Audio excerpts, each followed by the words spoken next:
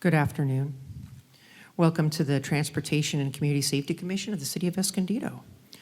At this point, I'd like to take a roll call, and I believe everybody might be here today. I am here, Chair Lori Hatley, and Commissioner Cassabaum. Here. And we have a new commissioner. Welcome to Commissioner Austin Denman. Welcome. Here, thank you.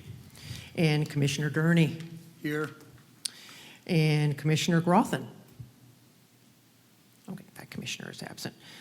Commissioner Rendon. Here. And Commissioner Spoonmore. Here. Great. Okay, at this point, I'd like to call the meeting to order, and I'd like to go ahead and have everybody stand up, and we're going to have a salute to our flag. Ready, begin.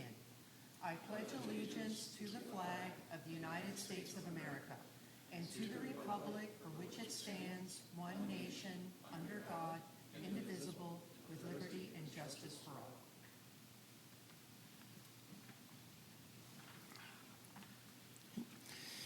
Okay, it's great that I guess we postponed the meeting for a month because we certainly have quite a few people here today. I'm very grateful for that. At this point, I'd like to see if there's anybody here that has signed up or is intending on communicating to us during our oral communications period. None submitted so far. None for today, okay. And then we'll move on then to the approval of our last meeting's minutes. And do I have a motion to approve on those? I move to approve the meeting minutes. All right, Commissioner Gurney, and a second. I second. Okay, Commissioner Spoonmore, and let's go ahead and take a vote with our new panel here. Yeah, voting is open. And after you submit, after you click your acceptance, you just click submit on your item and it should record your vote. Okay, super, Motion approved. great. Okay, then we will move on to our items, and thank you already in advance, staff, for all your work. I see that, as usual, that you've put on our agenda items. Our first item up is the approval of the engineering and traffic surveys for posted speeds on various street segments citywide and to forward the recommendations to City Council. Before we get started on that item, I wanted to take the opportunity to welcome back to the city of Escondido Ali Shahzad. Ali had been with the city, I think, at 2 different times. He just can't stay away. He just wants to keep coming back. He was with us from about 2010 until about 2020, early. He left actually just before I joined the city. He brings with us a tremendous amount of knowledge of the city's street system and literally everything has been done over the last, seems like over the last 15 years or more. So we're very grateful to have him back. So welcome, Ali. And then for this first item, we're asking Rob Blau to speak to the speed surveys because he and a couple of other team members had done the speed surveys and then put this report together in the staff report. So turn it over to Rob. Thank you, Craig. Again, my name is Rob Blau. I'm with STC Traffic, and I've been helping Craig out and the city out since your traffic engineer had left. So now we have Ollie back. So I put together a couple presentations. The first one is on the engineering and traffic surveys for 13 street segments in the city of Escondido. We've done this a few times, so I won't go into too much detail unless you'd like. But speed surveys are required to be... Oh, okay. Okay. So there's 13 speed segments. Cities are required by law to update the speed surveys. Periodically, it's generally every 7 to 14 years, depending upon certain conditions. The 13 segments were approaching the deadline, so staff went out there, collected the data. We put together the speed surveys that are included in the report. And basically, this is required by law, and you want to set the speed limit at or below the 85th percentile. It tends to be the safest speed to drive on, although we try to set it at the lowest legal limit. And lately, the law has been changing to allow us to go even lower, cities to go even lower. So we do that, and so just a quick summary on how it's done. We survey 100 samples, collect the 85th percentile. We round it, and then, for example, if the 85th percentile is 37 miles per hour, we round down to 35. If it's 38 miles per hour, we round up to 40. There is some sections in the vehicle code that allows you to drop it an additional 5, but in no case you can go more than 8 miles per hour below the 85th percentile. So a little bit of good news. We did the 13 segments. All of the segments will have the speed limits the same, except for, I believe there's 3 that will be lowered. So the ones that will be lowered are, let's see here, it's number 10, which is 9th between the 15 freeway and Pinecrest. We're recommending 35 miles per hour, and the 85th was 36. Washington between Hale and Rock Springs, the 85th percentile was 37, so the existing 40 can be lowered to 35. And then Washington between Rock Springs and Quince can be lowered to 35 as well, because the 85th percentile was 36. So that's a little brief presentation. I'd be happy to answer any questions. Staff's recommendation is to approve these 13 limits, certifying the proposed speed limits, and recommending that they be forwarded to the council for approval. That concludes the report. Thank you very much, Rob. Thank you for that report. Are there any questions from any of the commissioners on these surveys? Any observations or questions? I have a question about the first segment, the El Norte, Nordal to I-15. I noticed that the 85th is 39, and so the rounded would be 40. But we're recommending keeping the continued posting at 45. I see that that's then continuous with the other segments downstream, but I was mostly curious. I don't know that I've ever seen where the 85th would be 40 miles an hour, and then we're actually going 5 miles above that for the speed limit, and if there's any guidance in the MUTCD or precedent for doing that. On that one, I think that was I believe a shorter segment. It is a short And section. Right.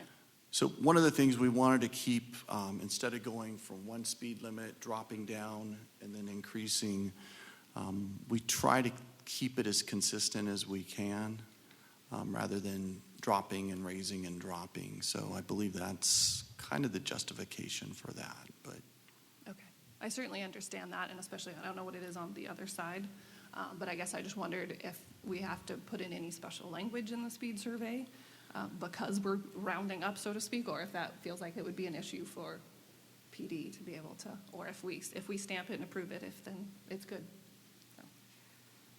generally, no. You can set it at, generally we round it up, but to be consistent, and I believe that was a shorter segment, kind of in between.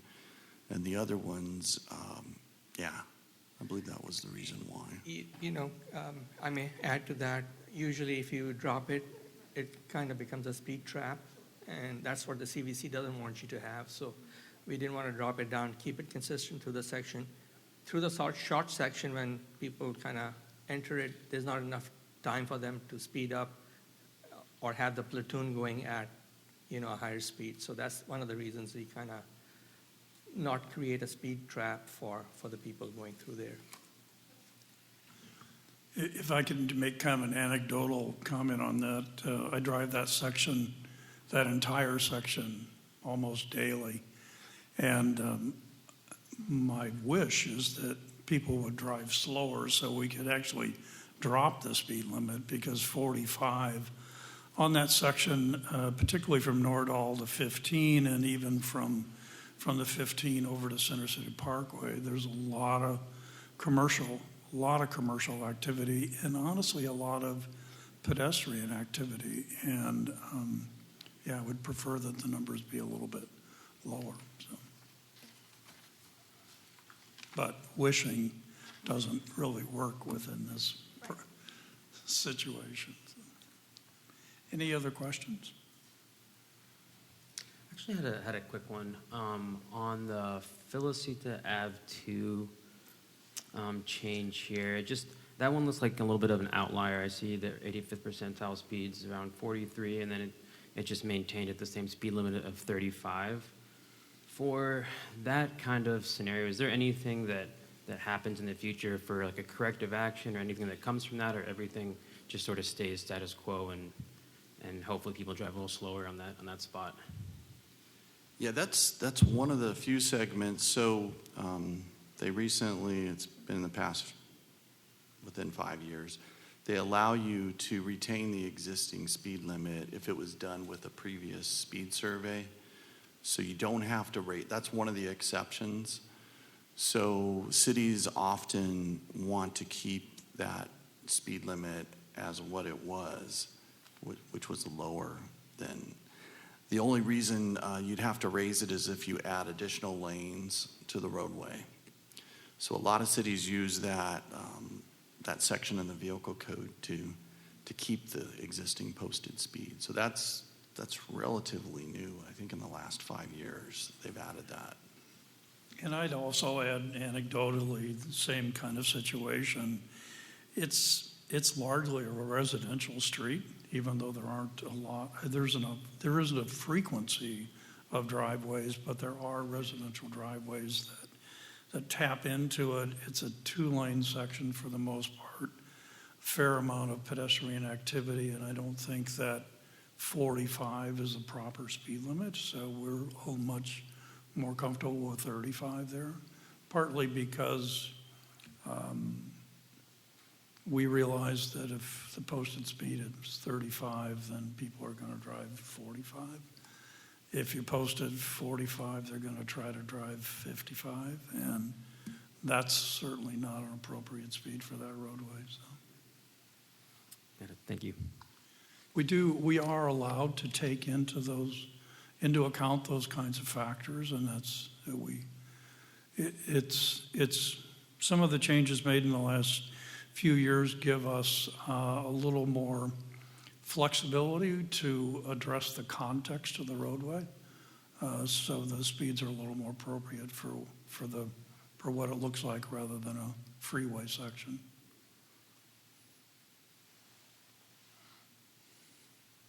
Okay. Any other questions? Questions or comments? If not, then we'll go ahead and see if there's a motion to go ahead and approve the speed limit recommendations that we have before us. I'll make a motion. Okay, thank you. I'll second. And a second. Okay, and voting's open.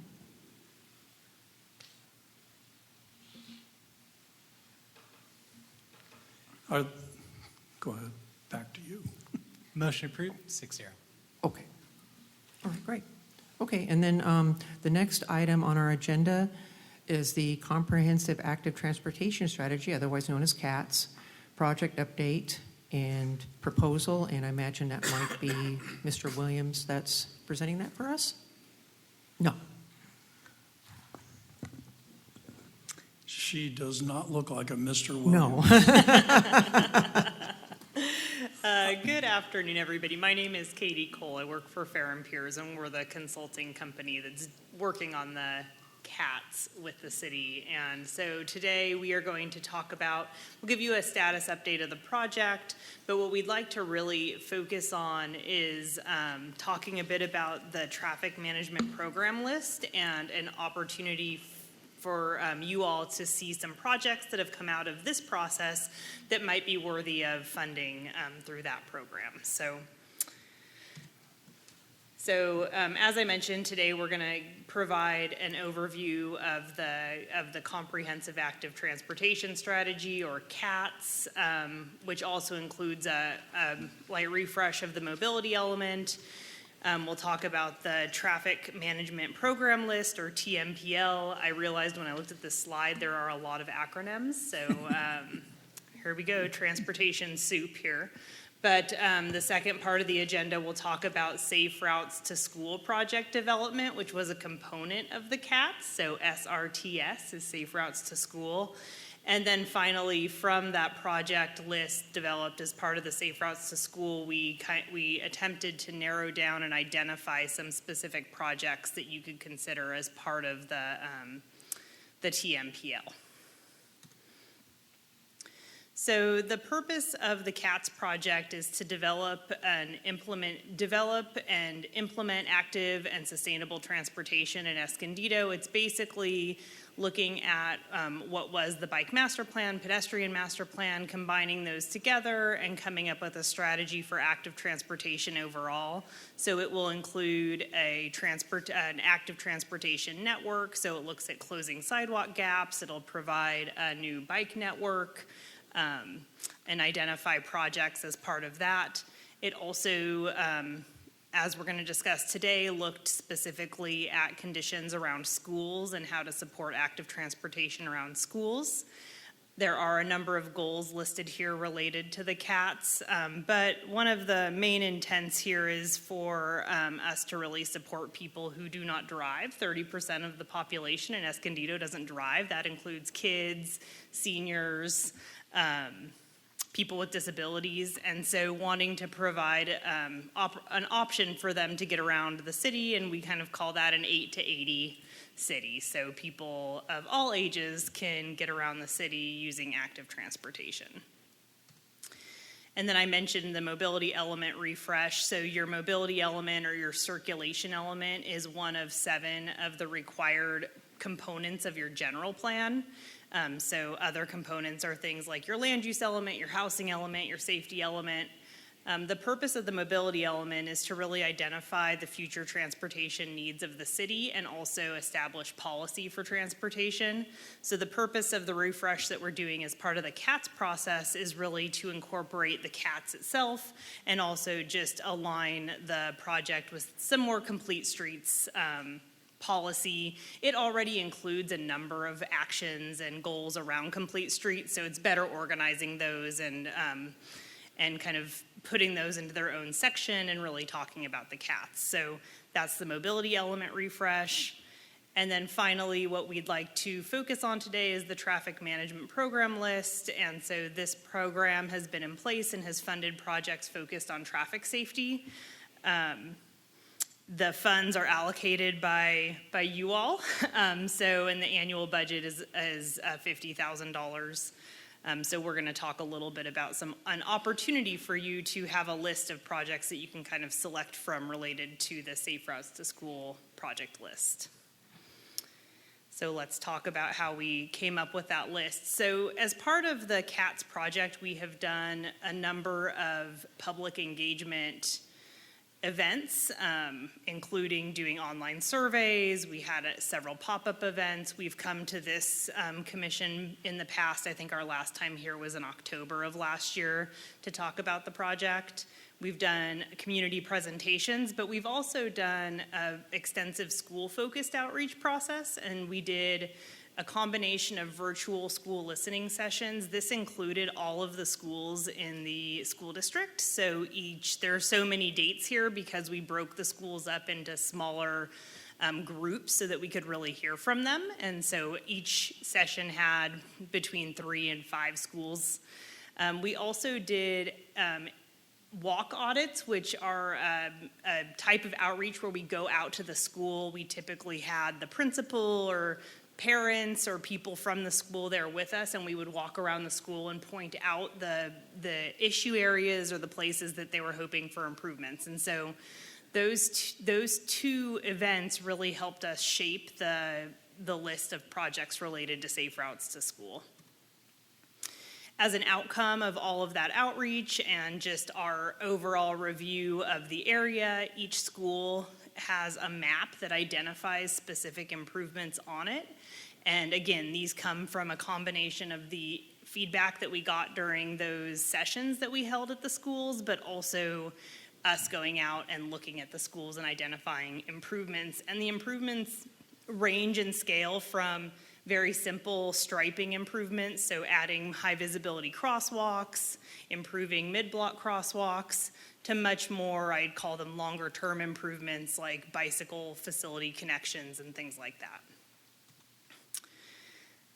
We also developed planning level cost estimates for all of the improvements that were identified as part of this process. So these are fairly high level. It's, we're trying to look at a lot of different improvements, and so we didn't go and do detailed engineering for each project, but we did go through and identify what we felt was a pretty appropriate level of cost for each of these projects.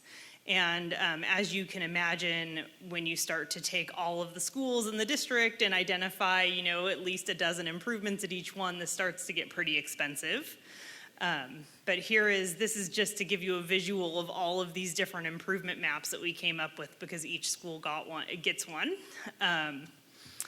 So we identified 3 different tiers of improvements: a near term, a medium term, and then a long term. And the long term improvements are mostly things that are kind of the more challenging, bigger scale, more expensive projects.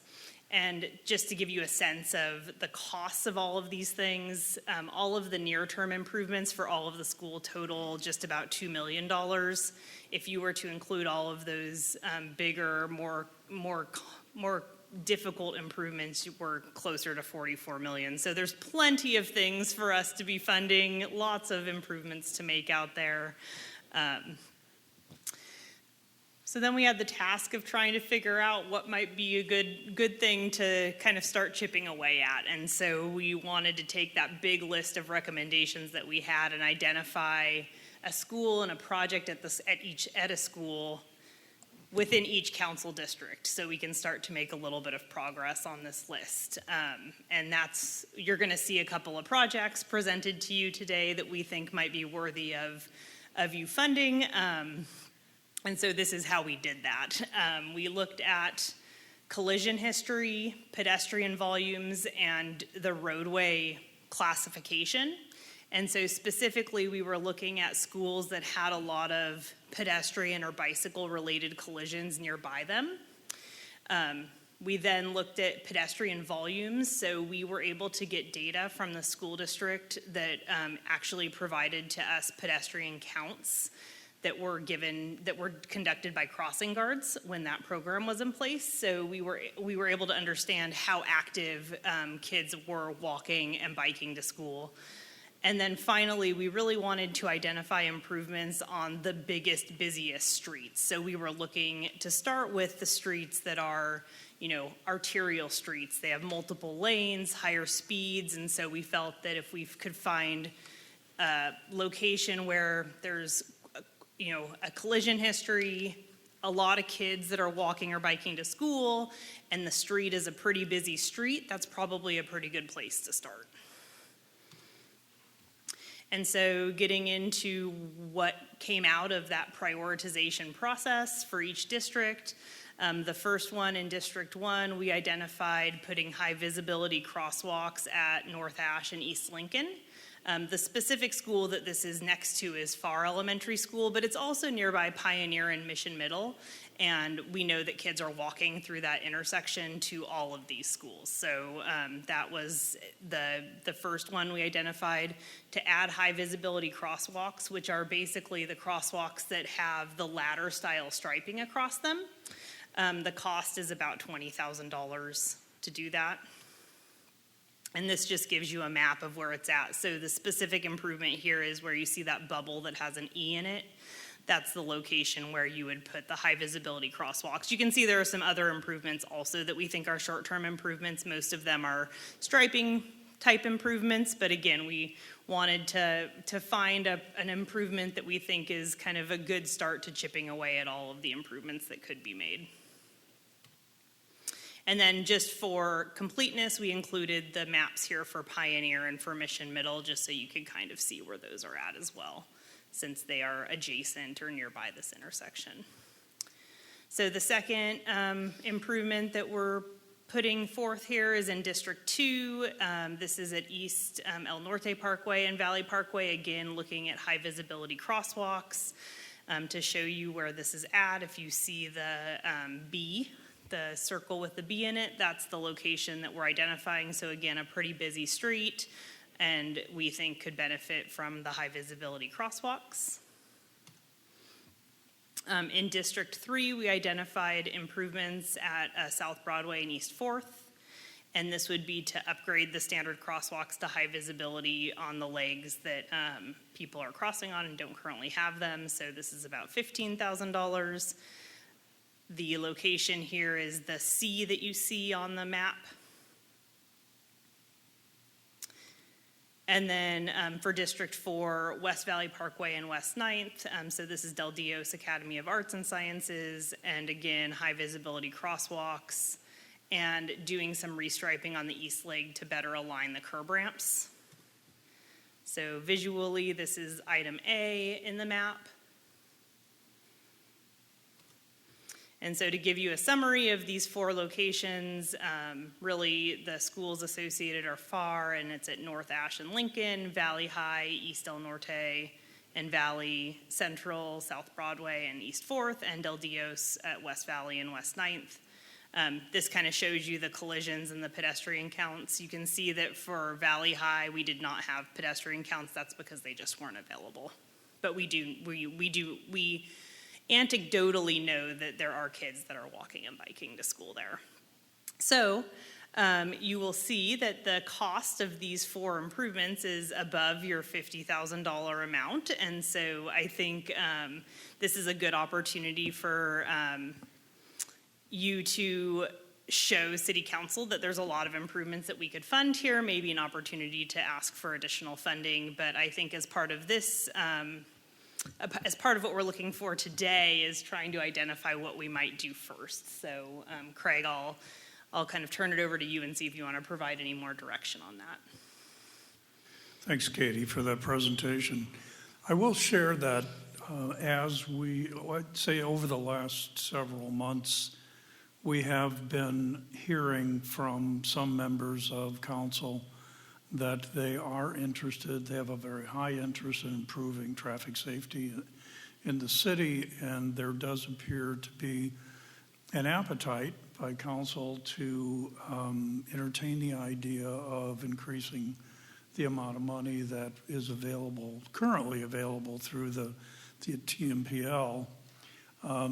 The approach here was to share with council and what we plan to do and what we've been asked to do is basically take this presentation and expand it a bit and share it with council in the process of asking them to increase the amount of money that they annually approve for TMPL. We don't know exactly what that number might be, but I think the idea is that we can certainly show that we have a lot more than $50,000 a year of improvements that we could share, that we could certainly use additional funds to help pay for. Cool. That's what I was writing down as you were presenting, that I was making my notes on that. I've been here on this commission since 2010, and back then it was $50,000. Due to the consumer price index and cumulative inflation, that's gone up 47% in those 15 years, and that really, we should be at least $75,000. So please, whatever we can do to get more money, I think we need it, and it's about time. Inflation, right? Inflation has kicked in. Yeah.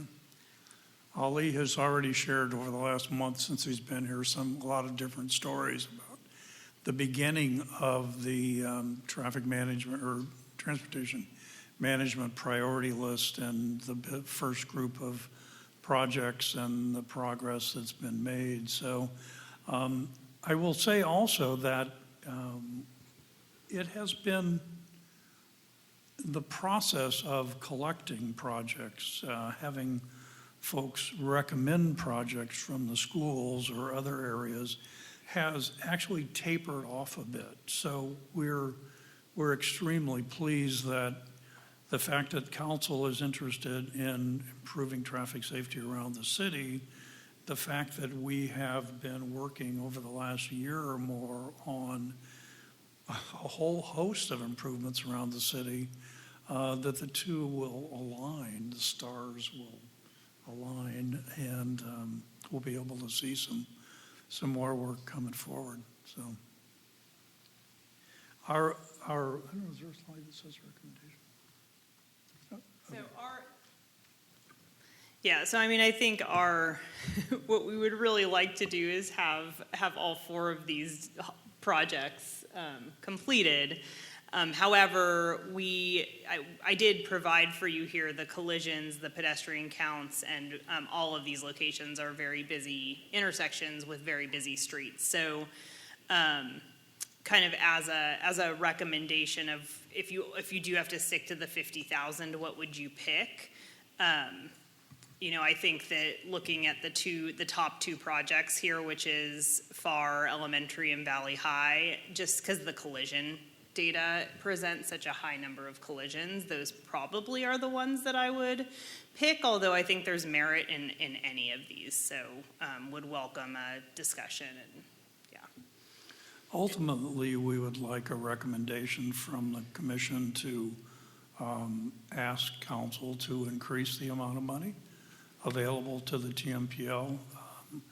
The amount of that dollar amount of that, it would be up to you. But I think that whatever number you use, we can certainly support it with plenty of projects. And Craig and Commission, if you don't mind, I figured I'd interject at this particular moment. Just as a reminder to the Commission, Measure I was recently passed by the voters, and one of the priorities in the ballot language was specifically transportation and traffic. So as it pertains to council prioritization of funds, that's something that it was within the purview of Measure I, just as you're thinking through this process. I just have a question about location. Maybe I'm confused, but for FAR Elementary, and then it says intersection, FAR Elementary is at Fig and Lincoln, I believe, and Pioneer is at Ash and Lincoln. So I just want to make sure I have the right school and the right intersection. yeah, I'll go back to the maps so we can look at the correct. So it's, yes, sorry. Yeah, just on that There we last go, yeah. frame where it had like the 4 schools mentioned, I just wanted to make sure it was like Correct. either the right school or the right Yes, you're intersection. correct, yeah. So we're talking about the improvements for Pioneer or for FAR? It's specifically for Ash and for Lincoln. Okay, so Pioneer.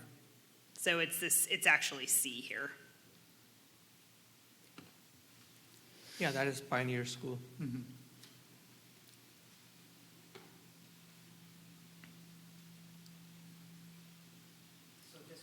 Just on that last frame, then if we could go back to the last frame. Certainly. So the school is Pioneer Pioneer Elementary, not Elementary. FAR for That's that correct, one? yeah. Okay.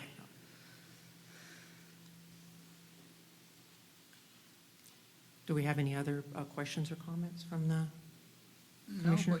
but what I'd like to do is I'd like to make a motion to forward this on to City Council with a request to increase the annual budget to $200,000 a year, because if safety is important, I don't want to be choosing which kids are safer than others.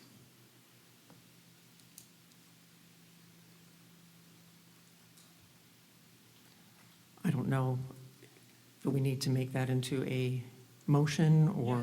Yes, my most sincere apologies. Yes, so that is a motion on the floor. It would require a second and a vote of the commission. Obviously, with the existing budget, you can move forward with the purview that you currently have to approve certain projects, which I may recommend as part of this to make sure those are authorized. There is a mid-year budget adjustment coming to the City Council in October. I would defer to the engineering department as to how they want to bring that forward to City Council, but it could be brought to the City Council. Okay, so I just would like to make a comment on that.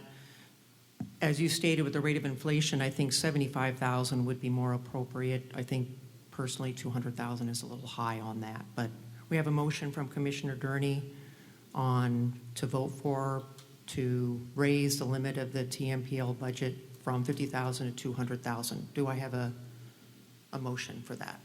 I second that motion.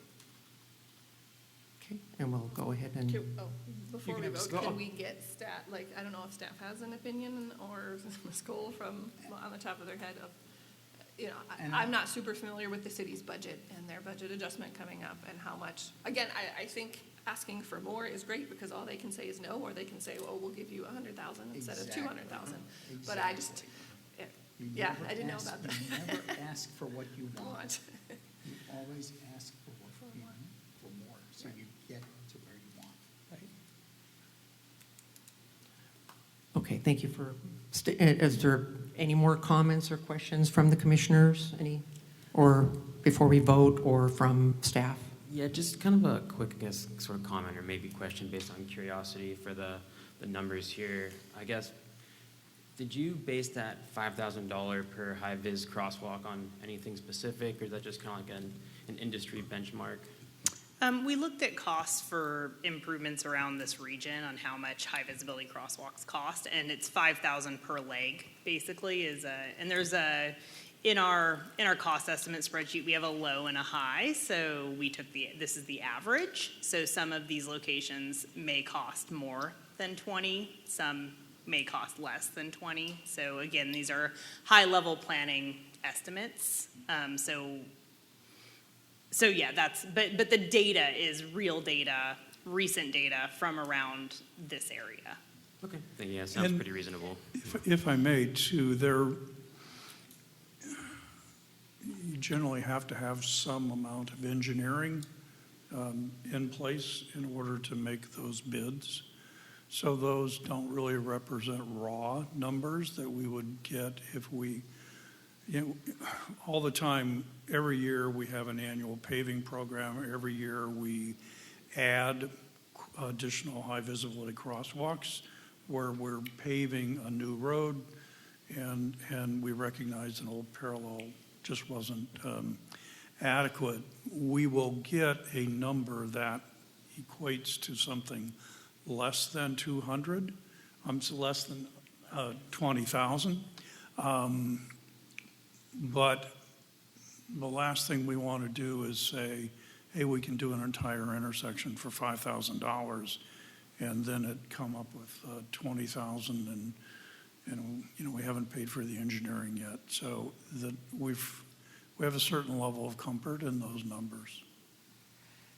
If I might add a little engineering to that, generally what happens is, the thermoplastic crosswalks, you can't put it down on pavement that's kind of gritty and breaking up. A lot of times you have to slurry seal the four legs of the intersection just to add the crosswalk in. The slurry seal project may be years out because they do different parts of the city. And if this is a crosswalk that needs to be done now, they might slurry a portion of the leg of that intersection, or maybe all four legs, including the intersection. So it kind of brings the costs up a little bit. And thermoplastic with glass beads, the price has gone up too. But our standard is thermoplastic, stays in place something like 10 years, a lot better than what we get from regular paint, which may go away in 2 or 3. Okay, any other questions or comments? Is the motion going to stay the same then, to raise the TMPL budget to a suggested amount in the $200,000 range? We have the motion by Commissioner Gurney and a second by Commissioner Castlebaum. Go ahead and open it up to a vote. Voting is open.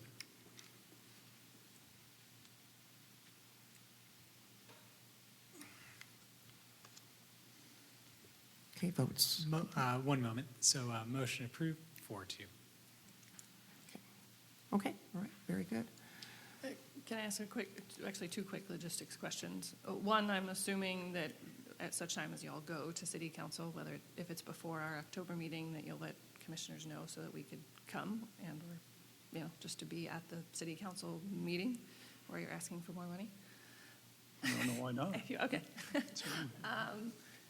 My second question was about this. Am I correct that we already have allocated this fiscal year's TMPL? We have not. We have We have not. not. Okay, so but this would come back, assuming, well, either way, this would be going forward, essentially our list for looking at the This would upcoming- help us lock in Okay. what we want what we want to do in and can do. 25, 26, yeah. Okay, gotcha. Okay, all right, very good. Thank you for that motion, Commissioner Durney. On our third item on our agenda is Gamble Street traffic flow update. And we've had several concerned citizens and residents coming forward about Gamble in our last few meetings, and I appreciate staff working on on proposals and solutions for the speeding on Gamble.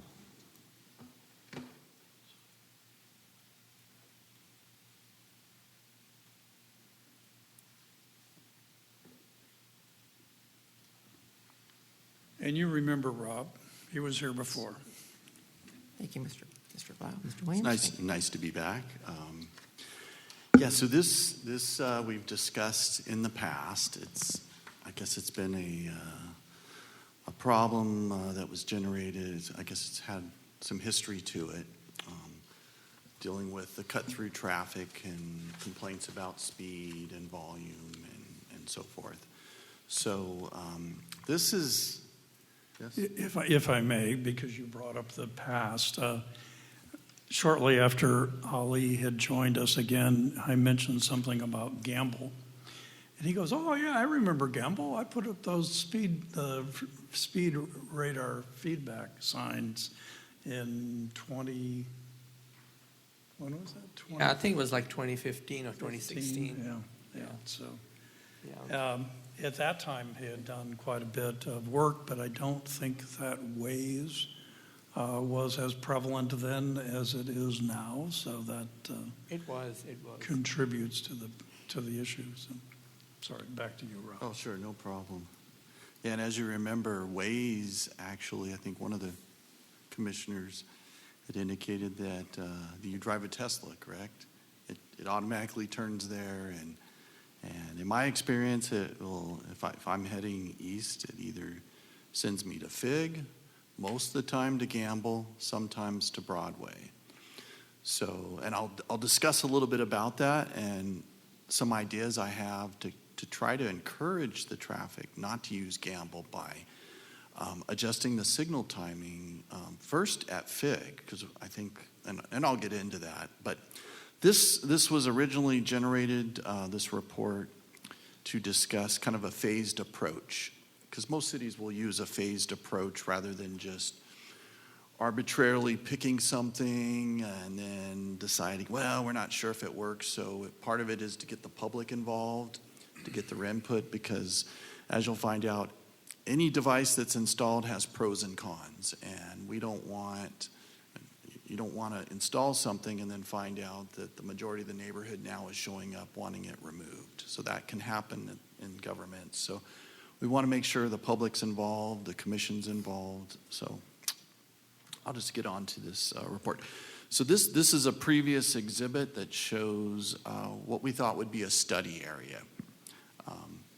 It's a little difficult to see, but you have El Norte at the top. The 78 freeway dumps into Lincoln Avenue on the south. And then you have the north-south roadways of Broadway and Fig at the end. And of course, in the middle right here, you have Gamble. And Gamble, it's unfortunate, but it does connect between two circulation element roads, and there is desire to get from north to south. They either use Fig, Broadway, sometimes they'll go down to, I believe it's Center City Parkway.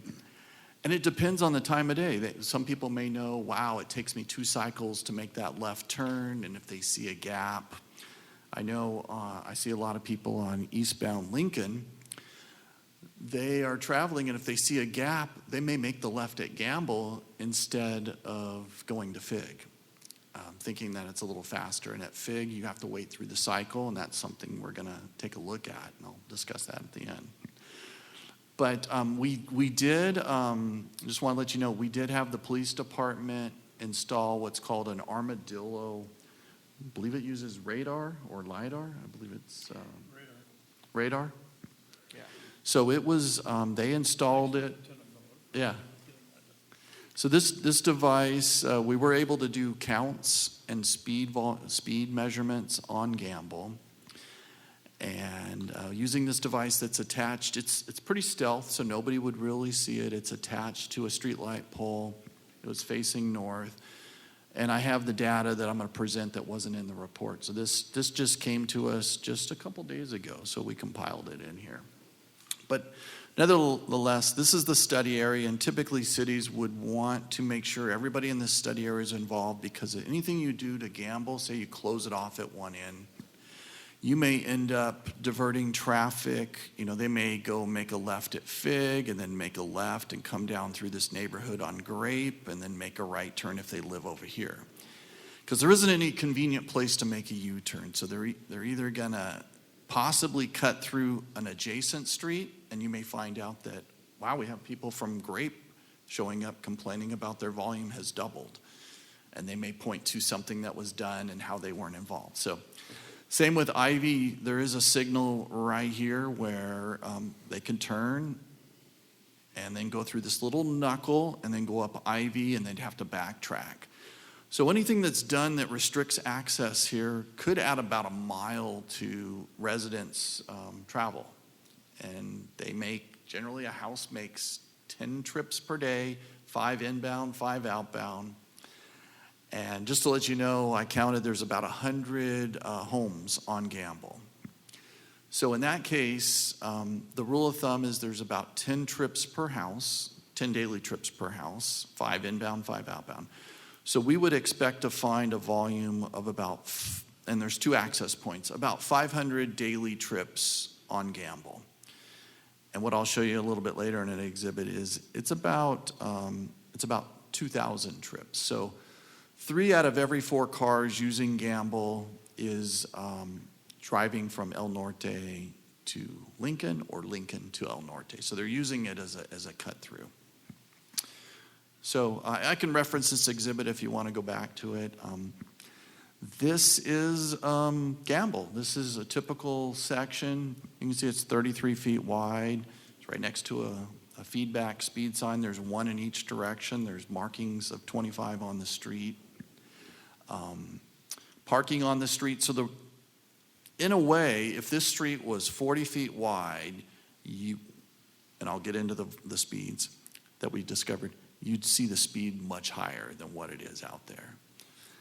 Because it is narrow, this section's 33, it even goes to 28 with parking on both sides. So it does function at certain points as a yield street. So cars will have to pull over to let somebody pass, especially I noticed up more closer towards El Norte. You may get a queue coming back, and everybody's pretty polite. And usually these are the type of streets that I think we should have designed in the past rather than these 40-foot. I've kind of learned that, the 40-foot residential streets, you'll see an 85th of close to 40 miles per hour on those. So that's just to remind you of it. This is a photo of the intersection. You're probably familiar with it. This is Lincoln at Gamble. It's a stop sign on Gamble here, full access. What you see is there's only 4 lanes here. There's only room for 4 lanes. It's about 50 feet wide, I think is what we measured. Can't get another left turn pocket in here. What happens when the drivers are heading east? They will stop. This driver is likely waiting for a gap to make a left. It's a great day because there's no traffic backed up, but I've seen it where there can be 10 to 15 cars backed up in the number 1 lane. And then it's almost like a pit row in a race where they're sliding over into the number 2 lane to bypass, which can create safety issues. So there is a long-term project, and I think that might be, let me first show you this exhibit. So just got this from a Google aerial view, just shows what's occurring. This white truck here looks like he is stopping everybody here. This right lane is flowing, and you might see some people jockeying out of that inside lane just because one vehicle is waiting, and sometimes they can wait 30, 40 seconds. And it can create a rear end condition on the street, side swipes. So it's more of a safety issue, and the city does have a long-term solution.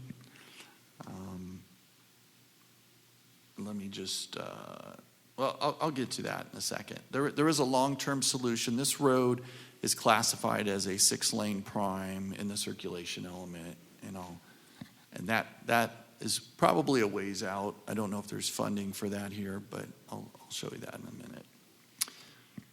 Oops.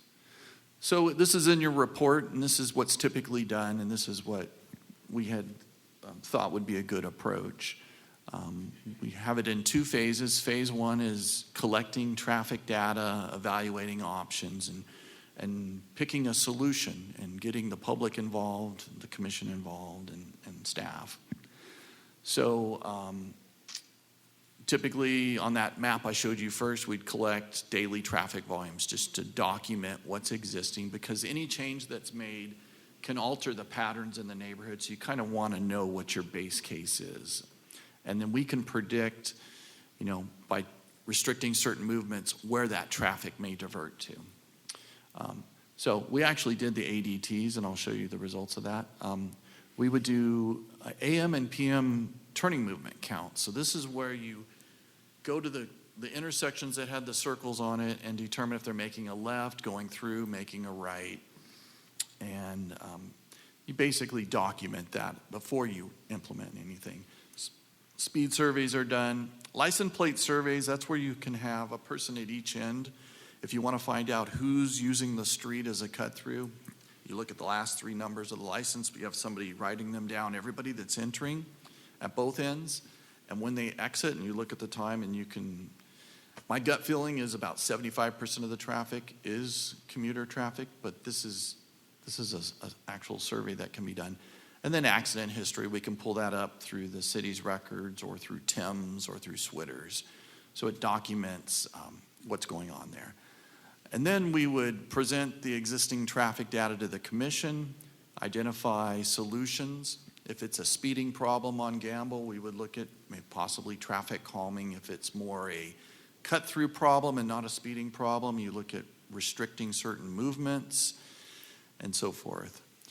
And then invite the public so they would know what the impact is to them, because they're the ones that are mostly impacted. They live there, and it's gonna alter their driving patterns 5 times a day, per house.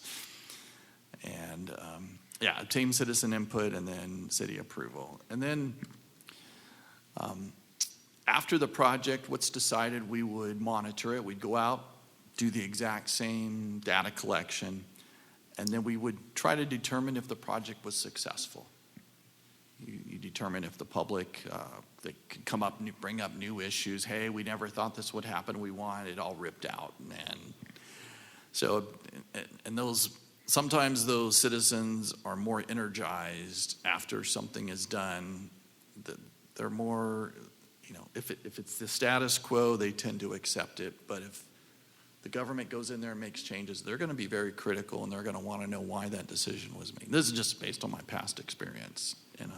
I will add that Rob spent several decades of his career working for the city of Encinitas, and we are very fortunate that we don't have such an energized populace as he dealt with. And I think that some of his caution is that he became a little gun shy over the years. So I just had to interject that. So I'm the one, I also worked in another city where we had nobody show up at any of the meetings, so it was a big contrast. But I still, when I have 100, 200 people showing up with the news and they're interviewing people, I just make people aware that could happen. It may not, doesn't, but I think it's good to have the public involved in all decisions. That's just my philosophy. This is the data that we obtained from the police department, the stealth device. So nobody knew it was there. It was done July 29th to August 4th. Just got it back. This graph, it just shows more of a plot has some numbers to it. But What's most important, this is northbound on Gamble, daily volume, averaged about 1,000 cars per day, very consistent, even on Saturday and Sunday, it's almost the same. The average speed, 27 miles per hour, and the 85th of 32. So in my experience, this is actually a pretty typical, or even a little bit less than a typical residential street, and a lot of it is because of the narrowness, the parking. And what you'll find is during the most congested times, that's when the speeds are a lot slower because there's multiple cars on the road. So, but the public sometimes sees, in this case, there's 1,000 in the northbound and almost 1,000 in the southbound. So the 2,000 cars on a street that's mostly residential, you'll have a car about every 20 seconds. So some people are okay with that. Some people are more sensitive to having that amount of volume. This is southbound Gamble, same time frame, just a little bit less, 950 trips per day. 28 is the average, and 33 is the 85th. When I was in Encinitas, most of our problem streets had 85ths of like 39, 38 miles per hour, and the average speed was more 33 to 34. That's when we started really looking at doing traffic calming. Because if you did traffic calming on Gamble, you may reduce the average speed from 28 to 25. It may not potentially be the biggest issue. It might be more of a volume and other issue there. So, sure, Craig. This is maybe another anecdotal comment as well, and I think we've talked about this over the years, is that it is so helpful to have this kind of data. Oftentimes we get complaints that say people are driving 60 miles an hour down my street. We've got, thousands and thousands of cars a day. And I think I've had many comments similar to that with Lieutenant Miller, that the first thing we want to do, literally, is go out and collect data and see exactly how fast people are going and exactly how many cars are driving. As Rob commented, we do have some cut-through traffic. You wouldn't have 2,000 cars a day with 100 houses, because you should have something like 500 or 1,000. So it's so helpful to have data. We love being able to say we've got data-driven decisions. So I'll turn it back. Yeah, thanks, Rick. And for example, this plot here, you can see that this is a week's worth of data of 1,000 cars a day. So about 7,000 data points here. And you can see the top speed that was recorded. We had 3 at 52. But 3 out of 7,000 is, a very small percentage.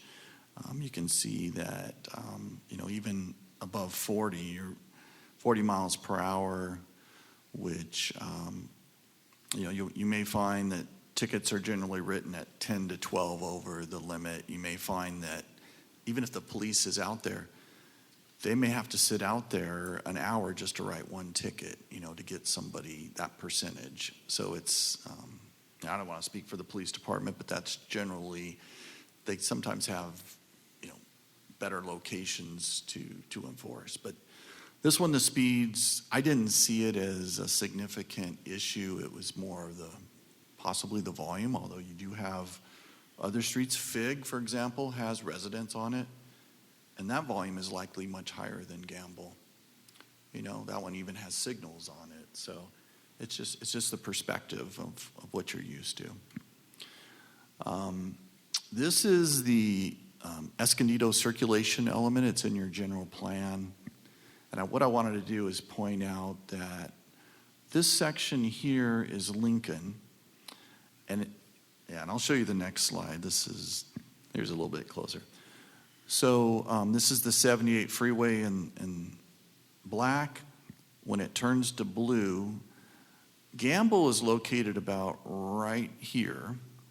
So between Broadway and Ash, the future plans that the council and the community has developed is a 6-lane road section. It's called a prime arterial. It's much wider than the 50-foot curb-to-curb section today. my understanding is the city possibly has right-of-way in certain areas. They've been acquiring it for this, but this may be a long-term solution. Sometimes residents want things a little bit sooner. This is actually the cross-section that you would likely see if it's built out to the circulation element. So this, it goes from 50 feet to about 100. It's like doubles in size. And it's because that freeway traffic, it's just dumping it right onto Lincoln, and then at, I believe it's at Ash, it would trap the outside lane into a right turn pocket. And as you go further east, it reduces, you'll see that, this section, reduces to a collector, and then as you go past the next block here, I don't know which one that is. Yeah, it becomes a local. So it's kind of trying to move the traffic into the city and then distribute it. So this is what you'd likely see on Lincoln. It would be a raised median. At that time, the city could decide, we want to put a left turn pocket at Gamble to allow left turns. Some cities restrict it. Some may decide we don't want any, it's too heavy of a traffic. We want to make them go up to Fig. And if it's widened up at Fig, it'll be enough room to make a U-turn. Currently, you can't make U-turns. So this may not give them the left turn on Gamble, which would definitely cut on the commuter traffic because they'd already have to go up to Fig. So it's just, but I just wanted to share that with you. So going back, this is actually a signal timing sheet. And one idea I have, in it, these aren't that important to you, but there is a technique that we can do, and I'll go back to, and I've talked with Ollie about it and Craig, and they're very interested in possibly doing this very soon. It doesn't take a lot of effort. So down over here at Fig, I've driven this several times. One thing I've noticed is sometimes you can't get into the left turn pocket. If we could adjust the signal timing where we favor eastbound Lincoln over Fig a little bit more, slightly more, we could reduce the queuing that occurs at that signal. And ideally, we could even look at trying to coordinate some of the signals to kind of bring them off the freeway and flush them into the city. By adjusting the signal timing, we may affect the algorithm for Waze. It may say, go up to Fig, make the left. And there is one other technique that I've used and I usually used it where there was heavy left turn demands. You can serve the left turn. It's called conditional service of the left turn. You can serve it in the beginning, and then the through goes.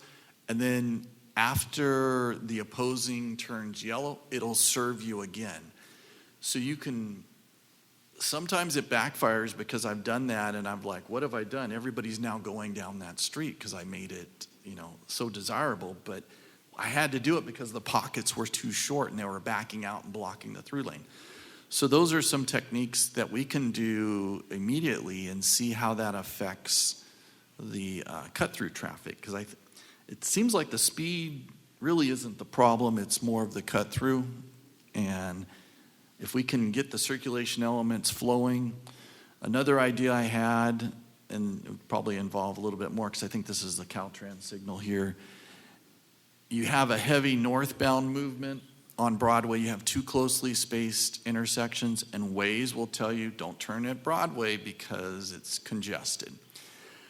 Sometimes I've seen it where you're eastbound on Lincoln, wanting to make a left at Broadway, and it's backed up because those signals I don't think are in sync today. And if they were, you could try to sync them with the northbound and then the eastbound left to flush them through. The problem is they're so close, and when you get a PED crossing, it just takes so much time, and it affects the And the actually, cycle. there's a school at the intersection right here. Right there?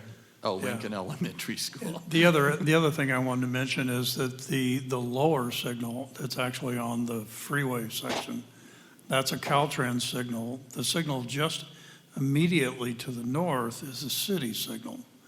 And as Rob said, they don't always They don't, sync yeah. up, and it's hard.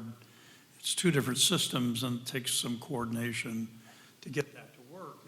And we kind of think maybe that's why Waze is shying people away from that. It's an interesting dilemma because we're trying to figure out ways. Sorry, bad. There was unintentional pun. No trying pun to find intended, out right? ways to get around ways. You know, we haven't worked on this, nonstop or anything, but we've had, opportunities to kind of collaborate, and we're coming up with different ideas, but we're trying to come up with things that don't impact the neighborhood. I can tell you, a month ago, we were thinking, well, maybe we just block off the left turns into Fig, Gamble. just extend, Gamble, I'm sorry. But then you start thinking about all of the people who live there. In fact, Holly and I went out at 5 o'clock one night about a week ago, and it's like, where's all the traffic? And what we saw was people coming home. But those people that were coming home would be inconvenienced significantly if we were to close off that left turn to go on to Gamble. So we're playing with a lot of different ideas, and I think that the signal timing it doesn't result in harm to anyone, and should be something we'll try pretty soon. Yeah, thanks, Greg. I think that kind of concludes my thoughts. I know Ollie's here. I know he possibly has, I'm just a consultant. He's your city traffic engineer. So I was just kind of here before you got your traffic engineer. So Yeah, if you want to I have share a anything. few things to present to the commission here. There, if you want to fast forward towards the, keep going. So yeah, I had looking at the big picture of that whole area and the circulation with the traffic signals, we did an extensive study for our signal priority list back in 2019. Next slide. I mean, this is just, we were doodling and discussing stuff just the other day on how this would work. Closing Gamble off, as Craig mentioned, would inconvenience people who live very close to Gamble actually getting into their homes. And then, people who lived on the north side would have to think of alternate ways to get in there, like through that Garrick Way signal and then go up to Ivy, turn around, come back. Then if they couldn't make a left in, then they would have to go up on Fig and then come back to their home. So it would cause some major inconvenience and probably not the best idea to close it off. Well, that said, we discussed the green time on Lincoln and Fig. And then going over to Ash and Lincoln, really the pinch points over there, that's our bottleneck. That intersection's been improved with free right turns. And, it's an interesting intersection if you want to go to the next slide. What it is we did the signal priority left turn phasing analysis back in 2019. And it turns out that intersection's operating at a level of service, a failing level of service, really, E, D, and F. Really, if you did anything to that signal to protect the left turns on Lincoln, making a left onto northbound Ash, this intersection will totally fail. So then, for that purpose, we said, okay, we cannot do it. It might have been a location for a roundabout, a twin lane roundabout, but we can always explore that in the future. But let's skip to the next slide. So yeah, as you can see here, left turn phasing is not recommended. MBI, our consultant at the time, did the analysis for it. It's also a split phase signal, north-south bound, you know. So it didn't meet any of the warrants to make the left turn. The reason being it backs up, people are waiting for a gap to make the left turn on the green ball, and that's what causes all the backup bottleneck on Lincoln. So that said, I mean, that's a situation we can't fix right now. It might be causing, it's kind of like the tail wagging the dog. Basically, the whole situation is based on that. If you could get things moving through that intersection, you wouldn't have a backup, and you wouldn't have people cutting through the neighborhood on Gamble and all of that. Next slide. So as it was, it was taken out of the list. And next slide, let's see if we have anything else. In the general mobility plan, at one time, Lincoln, we alluded to earlier, was going to be a 6-lane arterial, but we still don't have the complete right-of-way to build that. We have some properties on Lincoln Parkway that were acquired by the city, and this has been going on since the mid-90s. And that was the first time I was working here in Escondido. So I have a longer history on this one than anybody else. And so we haven't acquired any of the right-of-way on Lincoln all the way. That's why it's just sitting there in the background, not being widened to the prime arterial standard it has been. And it was in our budget over the years, but it's been dropped off because of the cost of it. And I think, is there another slide after this? Nope, I think that's it. Yeah, so just to give you a bit of a history on all of that. And then as Rob mentioned, the closely spaced signal at Broadway and that school up north on Broadway, usually what we do is we run the closest signal to the Caltrans signal as a free signal. We don't time that because we don't know what the volumes are coming off Caltrans and the time of day and all of that. So we'll take a look at it to see if we can coordinate it, but it's such a short segment and such a, Broadway signal is a very high cycle length, probably 160 second. Mm-hmm. If we were to coordinate, we would probably be going for like a half cycle length or something like that. And that's a split phase signal too, which causes an issue with the school. I mean, trying to time that with Caltrans. So we looked at it back then in 2017 when we put that signal in, actually. So that said, yeah, it's a bunch of coordination on the signals and pinch points that you can't fix right now. That also causes the issue. Just to give you the background. That concludes my... I would kind of close that off that by the time we see you again, we probably will have initiated some of those timing changes. We don't need to go to the public in order to tell them that we're changing timing in the signal.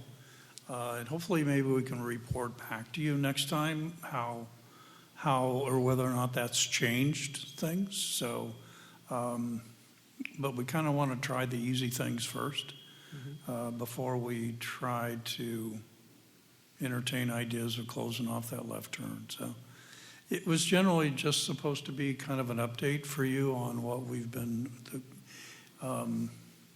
what kind of analysis we've done to try to address the concerns that we've heard about here.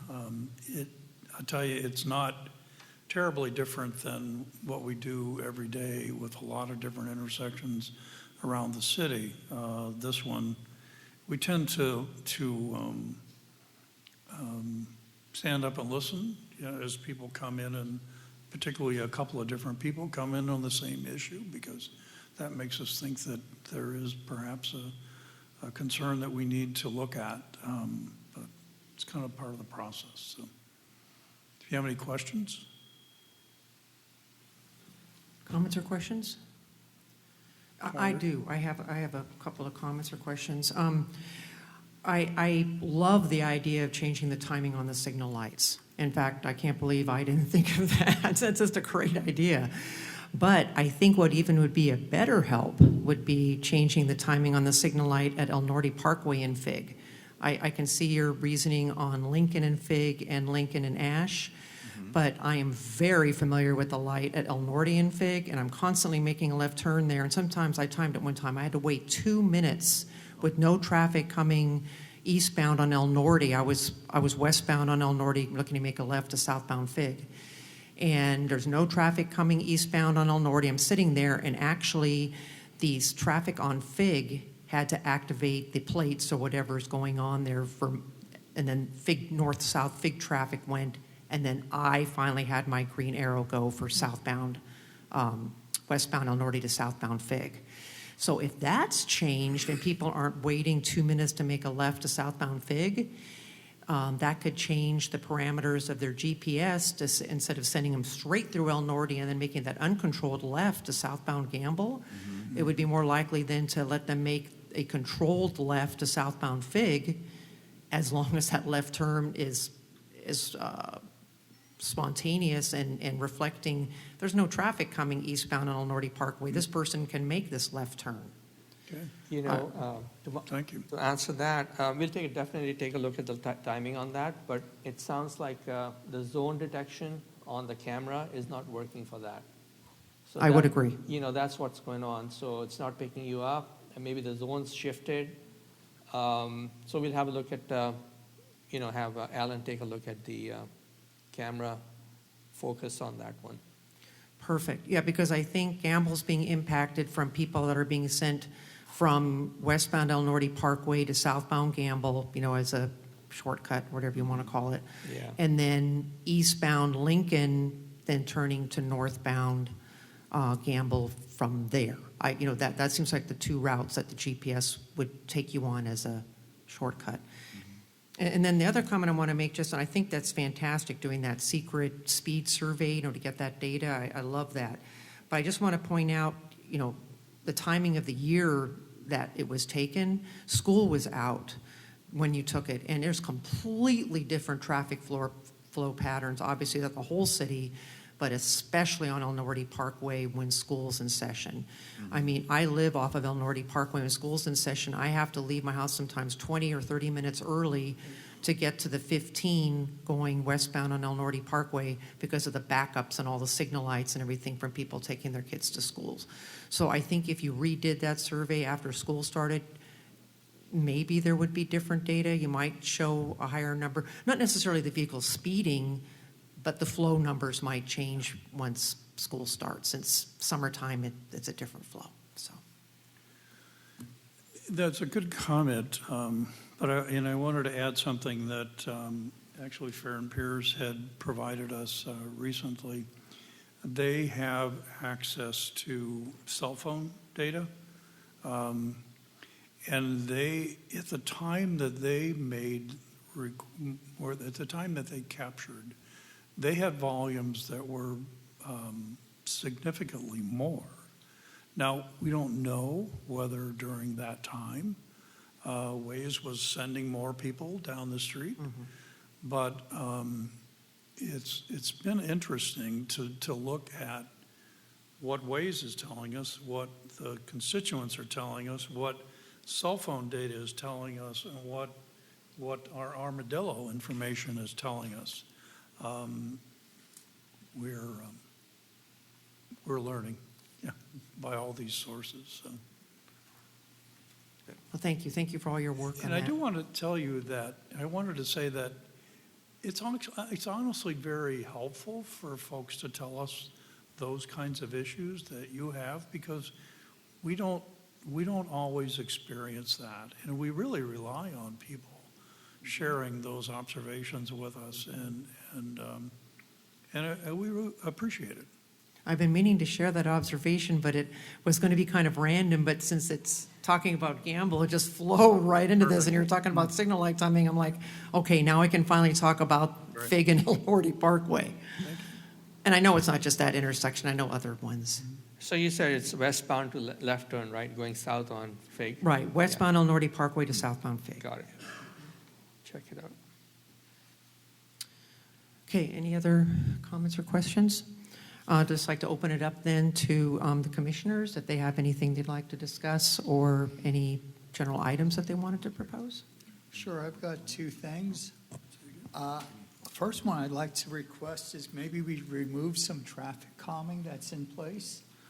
I know it's unusual to remove traffic calming, but go back in history, this is at Juniper and Ninth. What we had done many years ago to try and adjust the traffic Bill, there. would you mind turning your was- microphone so we could hear it? Oh, So sorry. It I is apologize. on. Okay, sorry. Many years ago, what we had done to try and adjust the traffic calming there is we put some of those little narrowing stripes on the road, Yeah. and that didn't calm it down. So we ended up putting in stop signs, which did calm it down. But now that you have a stop sign there, you don't need traffic calming stripes going up the hill to slow you down. You're just coming off a stop. And we've gone and repaved the road and put in the little stripes that we don't need anymore because we've got the stop sign. So I'm wondering, can we just maybe take it off the plan to put on the stripes the next time the road gets resurfaced? Don't restripe it because I think the stop sign supersedes the stripes. Good point. Yeah. Thank you for that observation. I think that we'll go back and look at our archives, Yeah. or Ollie's archives. No, I put it there, so I know Yeah. exactly. And It's in my see, it seemed to me that those were put in because of The the sight distance issue at 8th.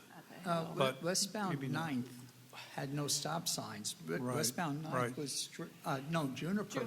Juniper was going straight through, and as you were going up the hill, that's why they put in this little traffic Yeah, you could calm. drop the street view and show him the, But then we put in a stop sign, and you're not going up that hill very fast anymore. yeah, Right. that's Well, true and that's true though. for the northbound. For the southbound, It's- though, you're coming, Y- once you're yeah, coming through you're Fifth, you're coming coming up the hill. I There's don't know if still we've the, got traffic there's calming on on the both south. sides. They were Yeah, on we both put these sides. transfers because, people were speeding over the Okay, on the hill, and southbound. I know Beth at the time was working on this too, right? We worked on it together. Okay, on the southbound, but on the northbound. Right, you're right, the northbound. So- is- We should have had it on the southbound too, yeah. Do we have it? No. yeah. It was. It's approaching, yeah, it is, yeah. So it's on both sides of the approaches. Well, if we haven't had any speed concerns, complaints about it, we could just let it fade away when the next striping comes. But, yeah, if they come back and ask for it again, then we could put it back in. Yeah, it's not a big deal. Yeah, because that was like the first step we did, and it didn't quite work, so we did something else. So take out the first one. Right. This was our old Escondido Or traffic not calming. keep repainting. Well, they sort of happened simultaneously. It was all part of the old Escondido improvements. It was more that it took longer to get the stop sign because of the warrants and through city council to get that Yep. first, but it was all in the same plan. Beth was the staff person working on this. She knows this very well. She lives in that neighborhood now. And the other thing I had was, I just want to say goodbye. This will be my last meeting. I've been here for about the past 15 years, and it's time to let someone else take over. Was your term ending, or you was your term ending this month, or? I don't know when it's ending, but, no, it's ending.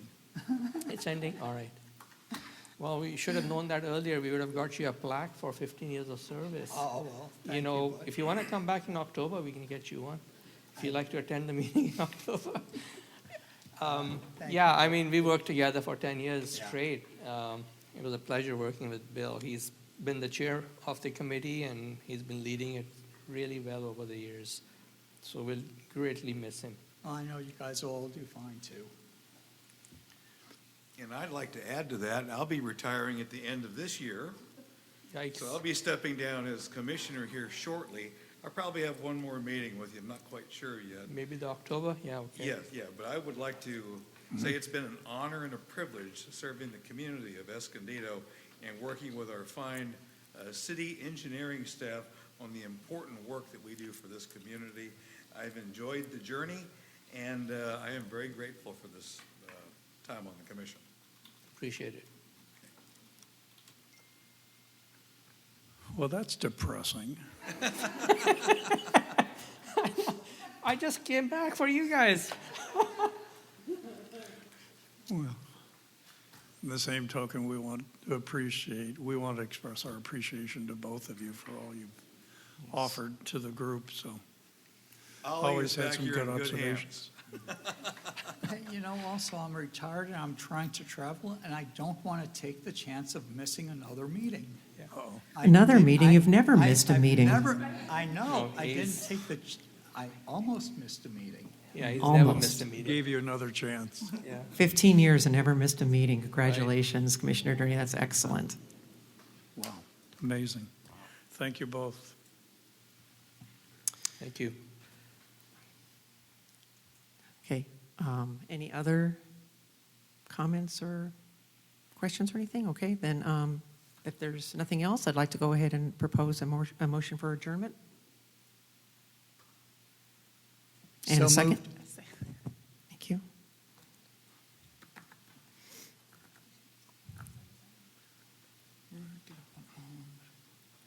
Okay, and that concludes our meeting of the Transportation and Community Safety Commission. Thank you very much, everyone, for attending today, and thank you, staff, for all of your work. Thank you. Thank you, Thank you. everybody.